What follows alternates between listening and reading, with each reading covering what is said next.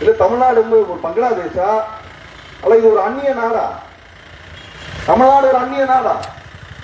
தமிழ்நாடுனாலே நரேந்திர மோடிக்கு ஏன் பிடிக்கல, பிஜேபிக்கு ஏன் பிடிக்க மாட்டேங்குது?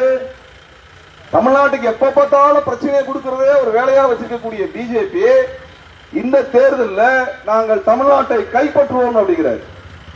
ஒரு எதிரி நாட்டை கைப்பற்றுவது போல தமிழ்நாட்டை பார்த்து சொல்றார். வேற எந்த மாநிலத்திலையும் இப்படி போய் பேசல. எந்த மாநில தேர்தலுக்கு போனாலும் நரேந்திர மோடி தமிழ்நாட்டை தான், தமிழர்களை தான் கொச்சைப்படுத்துறார். தமிழர்களை தான் கொச்சைப்படுத்துறார். ஒரிசா மாநிலத்தில் தேர்தல் நடந்தது, பார்த்திருப்பீங்கன்னு நினைக்கிறேன். ஒரிசாவுக்கு போனவர் என்ன சொல்றாருன்னா, தமிழர்கள் ஒரிசாவினுடைய பூரி ஜெகநாதர் கோயிலினுடைய சாவியை திருடி கொண்டு விட்டார்கள், அந்த கோயிலை திருடி கொண்டு விட்டார்கள், தமிழர்களை நீங்கள் அனுமதிக்காதீர்கள், ஒரிசாவிற்குள் அனுமதிக்காதீர்கள் என்று பேசினவரே இதே நரேந்திர மோடி. இதே நரேந்திர மோடி தான் பேசினார். இப்படிப்பட்ட ஒரு பிரதமர் பீகாருக்கு போறாரு. பீகாரில் தேர்தல் நடக்குது. பீகார் தேர்தலுக்கு போனா பீகாருக்கு என்ன நல்லது பண்றோம்னு பேசுறதா ஒரு பிரதமருக்கு அழகு.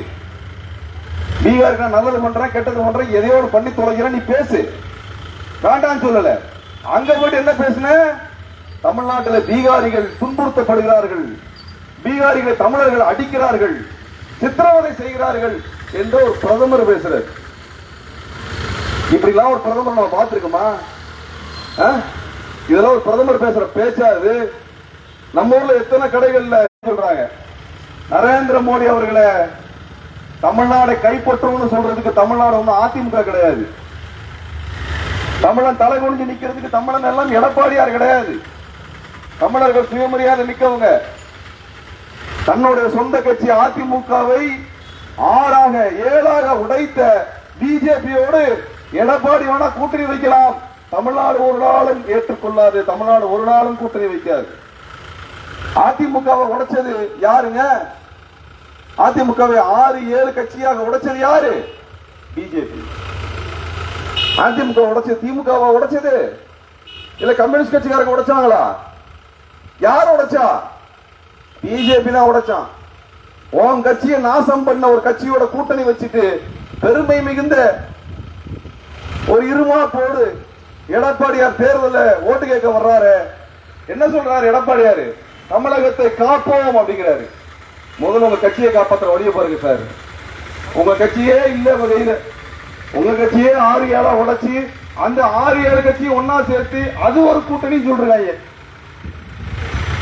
ரவையை வச்சு உப்புமா பண்ணி கேசரி பண்ணி ஒவ்வொன்னா பிரிச்சு போட்டு கேசரியையும் உப்புமாவையும் ஒன்னா சேர்த்து நாங்க ஒரு கூட்டணி உருவாக்கினா எப்படிப்பட்ட கூட்டணியோ அந்த கூட்டணி தான் அதிமுக கூட்டணி. அந்த கூட்டணியில் அந்த கட்சியிலிருந்து வெளியே போனவங்க எல்லாம் சேர்ந்து ஒரு கூட்டணி உருவாக்கி இருக்கிறாங்க. இந்த கூத்து வேற எங்கேயாவது நடக்குமா?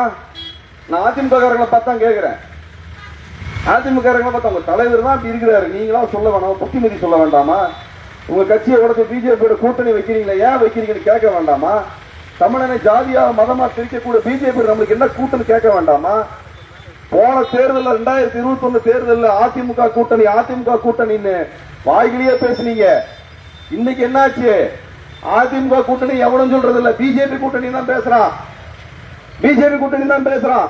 தனியா நின்னா ஒரு கவுன்சிலர் பதவி கூட வாங்க வக்கில்லாத பிஜேபி தமிழ்நாட்டை ஆண்ட அதிமுகவோட கூட்டணி வைத்துக் கொண்டு அந்த கூட்டணிக்கு பிஜேபி கூட்டணி என்று பெயர் வைக்கிறானே, இந்த கேவலத்தை விட ஏதாவது ஒரு கேவலத்தை தமிழ்நாடு வரலாறு பார்த்திருக்குமா? பார்த்திருக்குமா? யோசிச்சு பாருங்க, யோசிச்சு பாருங்க. அதிமுக கூட்டணி இல்லைனால் பிஜேபிக்கு 4 எம்எல்ஏ கூட போன தேர்தலில் கிடைச்சிருக்காது.